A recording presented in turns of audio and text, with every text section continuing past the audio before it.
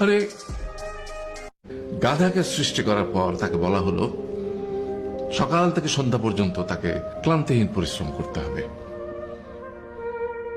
সারা জীবন তাকে পিঠে ভারী বোঝা বইতে হবে, খেতে পাবে শুধু ঘাস, আর তার মাথায় কোনো বুদ্ধি থাকবে না। তার আয়ু হবে 50 বছর। গাধা করজোড়ে সৃষ্টিকর্তাকে বলল, আমি এত বছর বাঁচতে চাই না, আমাকে 20 বছর আয়ু দেওয়া হোক। সৃষ্টিকর্তা সেটাই মঞ্জুর করলেন। কুকুরকে যখন সৃষ্টি করা হলো তখন তাকে বলা হলো যে সে হবে মানুষের সবচেয়ে বড় বন্ধু, কিন্তু সে খাবে মানুষের উচ্ছিষ্ট, এবং তার আয়ু হবে 30 বছর।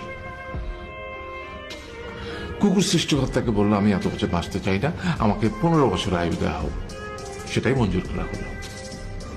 এরপর বানরকে বলা হলো, তুমি শুধু গাছের এ ডাল থেকে ও ডালে ঝুল খাবে এবং নানান রকম ফন্দি ফিকির করে মানুষকে আনন্দ দেবে, তোমার আয়ু হবে 20 বছর।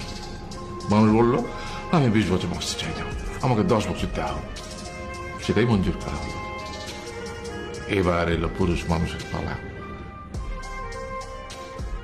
তাকে বলা হলো যে তুমি হলে প্রাণীগুলোর মধ্যে সবচেয়ে বিচক্ষণ এবং বুদ্ধিমান, সেই জন্য তোমাকে প্রাণীদের শিরোমণি করা হলো এবং তোমার আয়ু হবে 20 বছর। তখন পুরুষ মানুষ বলল, করজোড়ে বলল সৃষ্টিকর্তাকে যে 20 বছর আয়ু অত্যন্ত কম, হে প্রভু, আমাকে ওই গাধার সে যে 30 বছর আয়ু চায়নি সেটা আমাকে দেয়া হোক, ওই যে কুকুর 15 বছর ফিরিয়ে দিয়েছিল সেটাও আমাকে দেয়া হোক, আর যে বানর 10 বছর নেয়নি সেটাও আমাকে দেয়া হোক। 20 বছর অত্যন্ত কম, আমি দীর্ঘদিন বাঁচতে চাই। সৃষ্টিকর্তা সেটাও মঞ্জুর করলেন। তারপর কি হলো?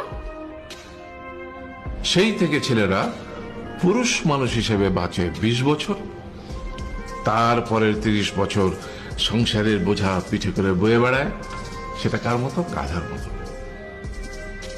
তারপরের 15 বছর সে তার ছেলে মেয়েরা যা দেয় সেই রকম ঠিক কুকুরের মতো উচ্ছিষ্ট খেয়ে বাঁচে। আর তারপরে বৃদ্ধ বয়সে ঠিক বানরের মতো, যেমন গাছের এডাল থেকে ওডাল ঝুল খায় বানর, তেমনি এই ছেলের বাড়ি থেকে ওই ছেলের বাড়ি, আর নানান রকম ফন্দি বিক্রি করে তার নাতি নাতনিদের আনন্দ দেওয়ার চেষ্টা করে।